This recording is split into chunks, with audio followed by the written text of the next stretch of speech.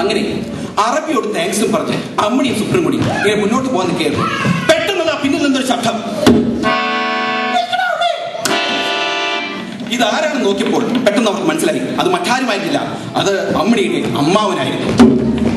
അതിഘോരനും ഗാത്രനുമായ ഈ അമ്മിണിയുടെ അമ്മാവന്റെ പേരെന്താന്ന് അറിയണ്ടേ? അമ്മിണിയുടെ അമ്മാവന്റെ പേരായിരുന്നു ബിനു. ബിനു കുട്ടൻ, അതായത് ബിനുക്കുട്ടൻ. അങ്ങനെ അമ്മിണി അമ്മാവനെ കണ്ടപ്പോൾ ഉടനെ ഓടാൻ തുടങ്ങി. തൊട്ടുപിന്നിൽ അമ്മാവൻ, മുന്നിൽ അമ്മിണി സുപ്രീം, ഇങ്ങനെ അമ്മിണിയും സുപ്രീനും വഴിയയ്യാതെ ഉരലുകയായി. അമ്മിണിയും സുപ്രീനും വഴി അറിയാതെ അതെ, അവര് അതറിയാതെ അത് ചെയ്യുകയായിരുന്നു. അങ്ങനെ അമ്മിണിയും സുപ്രീനും ഓടി ഓടി നാലും കൂടിയ ഒരു മുക്കവലയിലെത്തി. അതാ മുന്നോട്ടൊരു വഴി, അതാ സൈഡിലോട്ട് മറ്റൊരു വഴി. എങ്ങോട്ട് പോകണമെന്നറിയാതെ അമ്മിണിയും സുപ്രീം ഇങ്ങനെ സ്തംഭിച്ച് നിൽക്കുകയായിരുന്നു. ഇങ്ങനെ സംശയം തോന്നുന്നവർ എന്റെ കയ്യിലുള്ള ഈ പുസ്തകം എടുത്ത് വായിക്കും. സഞ്ചാര സഹായി, കേരളത്തിലെ എല്ലാവിധ ജില്ലകളും എല്ലാവിധ ഫോൺ നമ്പറുകളും എല്ലാ ട്രെയിൻ ശ്രമങ്ങളും അടങ്ങി ഈ പുസ്തകം വായിച്ചു കഴിഞ്ഞാൽ ഇതിന്റെ കൂടെ ഒരു പോക്കറ്റ് ഡയറി സൗജന്യം. ഇതിന്റെ ചെറിയ ബുക്ക് വായിച്ചു കഴിഞ്ഞാൽ 5 രൂപ, വലിയ ബുക്കിന്റെ വില 10 രൂപ. വലിയ ബുക്ക് എടുക്കുന്ന റൂട്ട് മാറുന്നു. ക്ഷമിക്കണം, ഇന്ന് പാലക്കാട്, നാളെ കോഴിക്കോട്, അടിമാലി, ആലപ്പുഴ, പാലപ്പള്ളി. പാലക്കാട്, നാളെ കോഴിക്കോട്, അടിമാലി, ആലപ്പുഴ, പാലപ്പള്ളി. അങ്ങനെ വെയിലത്തോടി ഓടി വെയിലും കൊണ്ട് അമ്മിണിയും സുപ്രീം ആകെ വശപ്പെട്ടു. അമ്മിണിയുടെ മുഖമാകെ കറുത്ത് കരിവാടിച്ച് ഒന്നിനും കൊള്ളാത്തൊരവസ്ഥയിൽ. ഇങ്ങനെ കറുത്ത് കരിവാടിച്ച് മുഖം കറുത്തിരിക്കുന്ന സ്ത്രീകൾ ഇവിടെ ഉണ്ടെങ്കിൽ എന്റെ കയ്യിലുള്ള ഈ പ്രത്യേക നല്ലവണ്ണം കയ്യിലിങ്ങനെ വെച്ച് നല്ലോണം തേക്കുക.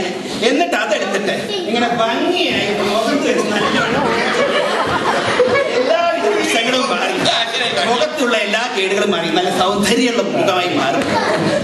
ഇങ്ങനെ ചില സ്ത്രീകൾക്ക് പ്രശ്നമുണ്ടെങ്കിൽ മറ്റു സ്ത്രീകൾക്ക് വേറെ പ്രശ്നമുണ്ട്, അതാണ് മുഖക്കുരു.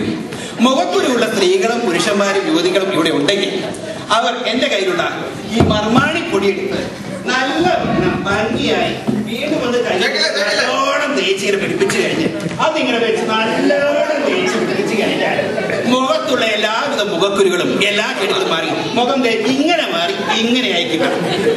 ഇത് ശരിക്കും പറയുകയാണെങ്കിൽ ഈ പൊടിയുടെ വില 5 രൂപ, ഈ പൊടിയുടെ വില 10 രൂപ. പക്ഷെ ഈ പൊടി വാങ്ങിക്കുന്നതായിരിക്കും നിങ്ങൾക്ക് മാറി. ക്ഷമിക്കണം, ഇന്ന് പാലക്കാട്, നാളെ കോഴിക്കോട്,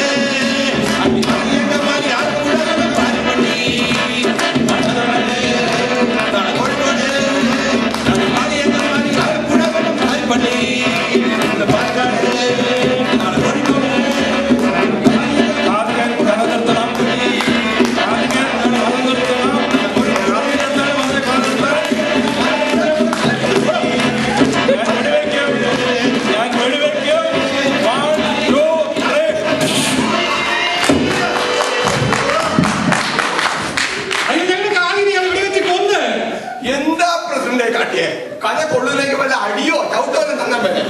എന്തിനാ പിടി വെച്ച നമുക്കിന് ആരുണ്ട്? എന്റെ ദൈവമേ, കൊള്ളാം, നിനക്ക് അറിയണമല്ലേ? പിന്നെ എന്തിനാ കൊന്നേ? നാളെ എന്റെ ഭാര്യ വീടിന്റെ അടുത്തുള്ള അമ്പലത്തിൽ ഇവന്റെ കഥാപ്രസംഗമാണ് ഞാൻ ബുക്ക് ചെയ്തിരിക്കുന്നത്. ഇവനെ ഞാൻ ഇന്ന് കൊന്നില്ലെങ്കിൽ നാട്ടുകാർ എന്നെ കൊല്ലും നാളെ.